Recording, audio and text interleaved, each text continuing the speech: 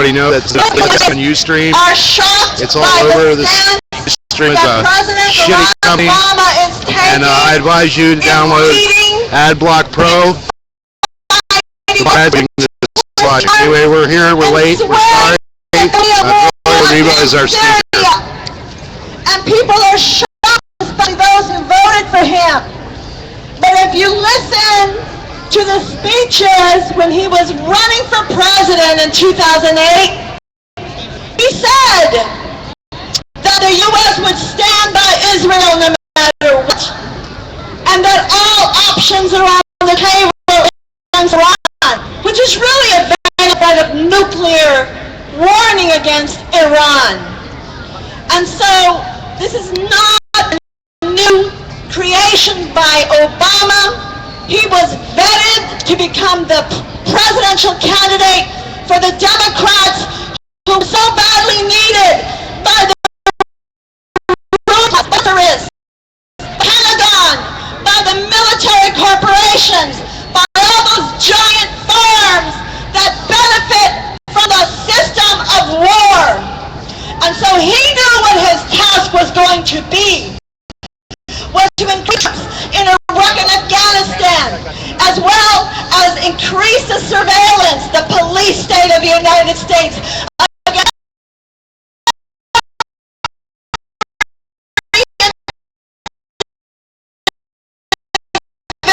and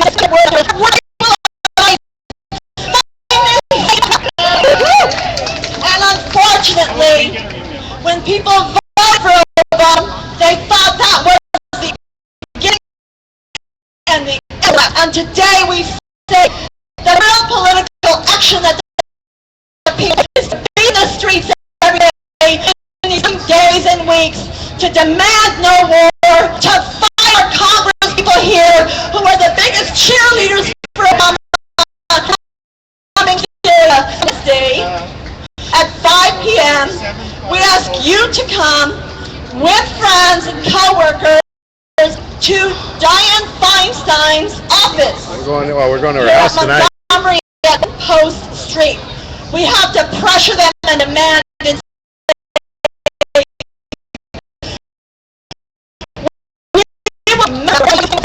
we will remember you by declaring you the war that you are and not stopping our protests. Murderers. Not enough to vote. Murderers.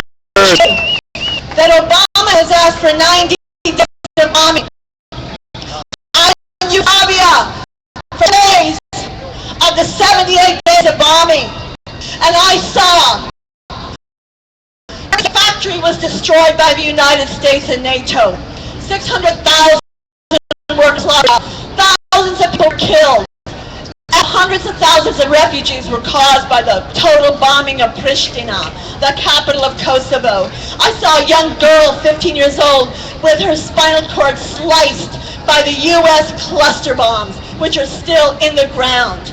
The chemical weapons, the napalm. Never forget, the greatest purveyor of violence in the world is the United States government. And shame on Obama for trying to share that platform with the legacy of Martin Luther King Jr. No, you are not the Nobel Prize winner. Or maybe you are because Kissinger won the Nobel Prize too. The sisters and brothers, we must join everyone together to say no war on Syria and never, never give up. Woo!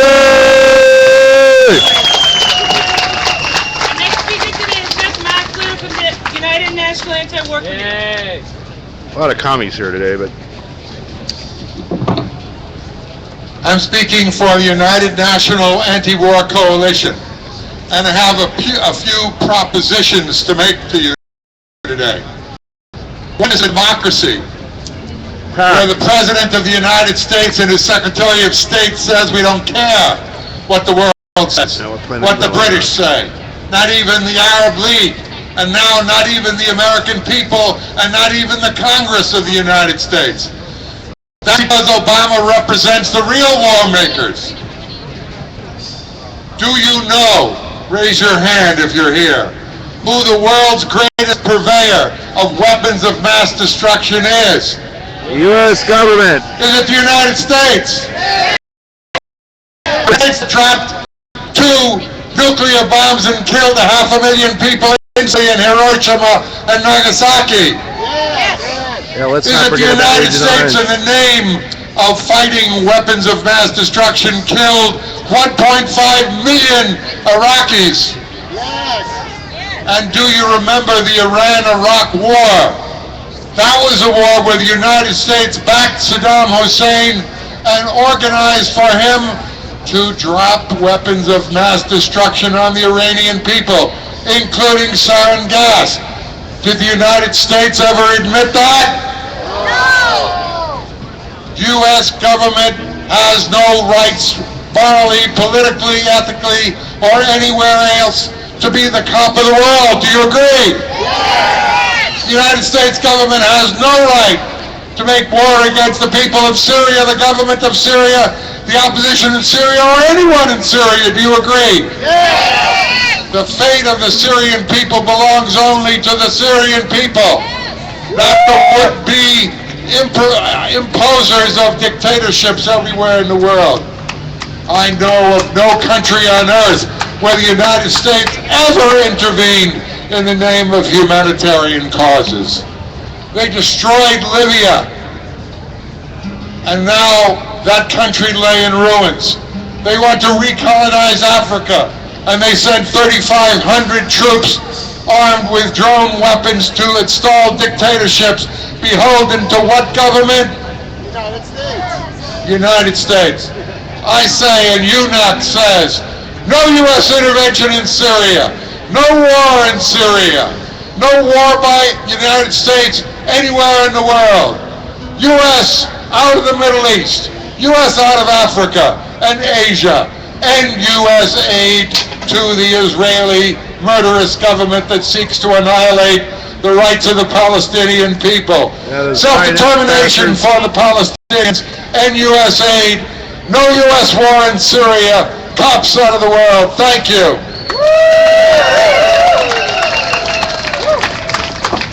Thank you. Our next speaker is Stephanie Tang from World Can't Wait.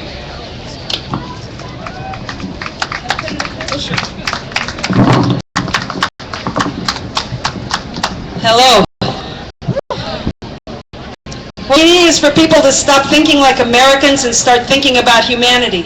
And the reason for that is very important. This crisis could go off in different directions now. It's not a settled game at all, despite what Obama initially had in mind, despite what John Kerry is thinking, despite what the leaders of Congress are saying and doing. And at this point, the U.S. could head on an attack at any time. It could also be that obstacles build up such that Obama has to seek some other resolution. So we know how bad, how horrific a U.S. bombing of Syria would be for the people in Syria and for the people of the world.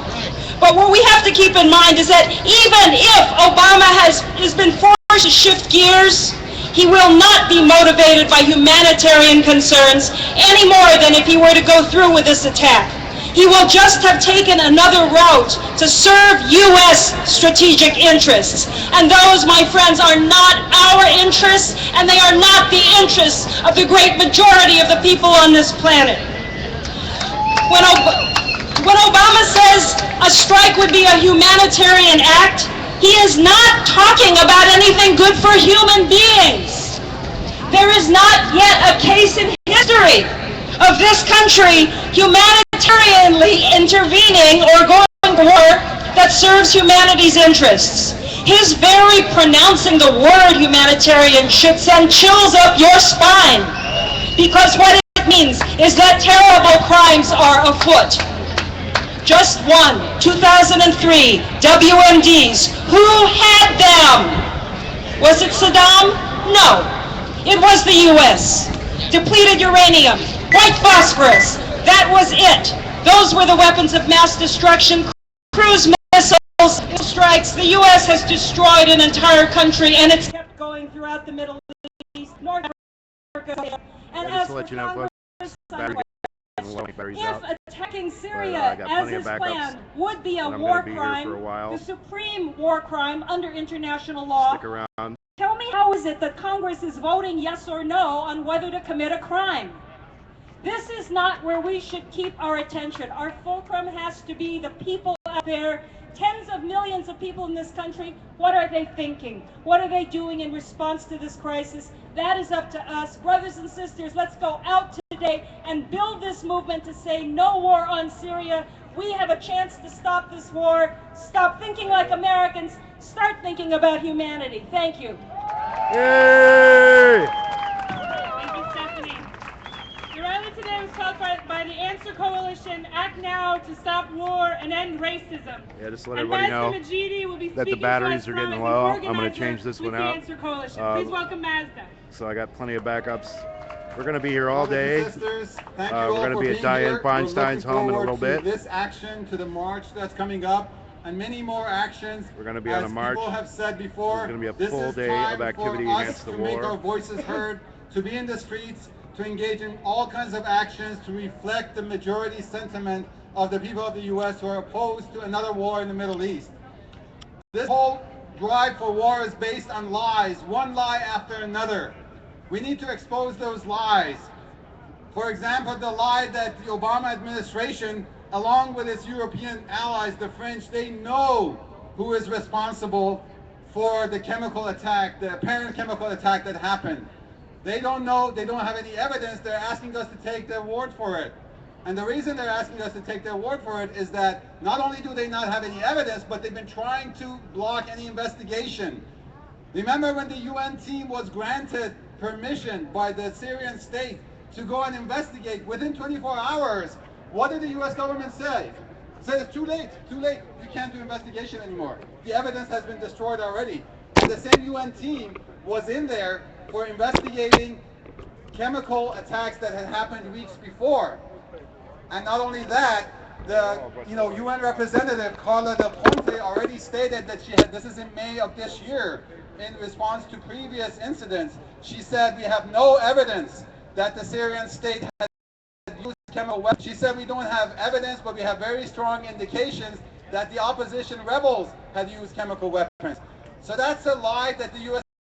administration is based on this drive for war on. The bigger lie, which is comical, is that the U.S. administration cares about civilian lives. That if they engage in this bombing campaign, it will be surgical precision. I ask you, when's the last time the U.S. had surgical precision bombings that claim civilian lives? Yeah, sorry about that, Did that happen in Libya? I'm pulling Did that out a happen battery. in Iraq? And what do they call the civilian casualties when they do? Collateral damage, that's right. That's right, collateral damage. If the U.S. administration is so concerned about civilian lives, they could stop their drone bombings tomorrow. Drone bombings have been going on for years in Afghanistan, in Pakistan, in Yemen, in Somalia. And by media reports, the vast majority, by some numbers, 80 to 90% of them, of the victims have been civilians. So if the U.S. is really concerned about civilians in the Middle East and North Africa, they don't have to do anything to save humanity as if that's their challenge, as if that's their goal. They need to stop their own killing. If the U.S. is so concerned about chemical weapons, why are they providing funding and arms and training and support and billions of dollars to the criminal state of Israel? Didn't they drop white phosphorus on the people of Gaza? Okay, folks, I have to cut in. The battery's dead. I'll be right back, so it's stick the kind around. of weapon that burns people's flesh to the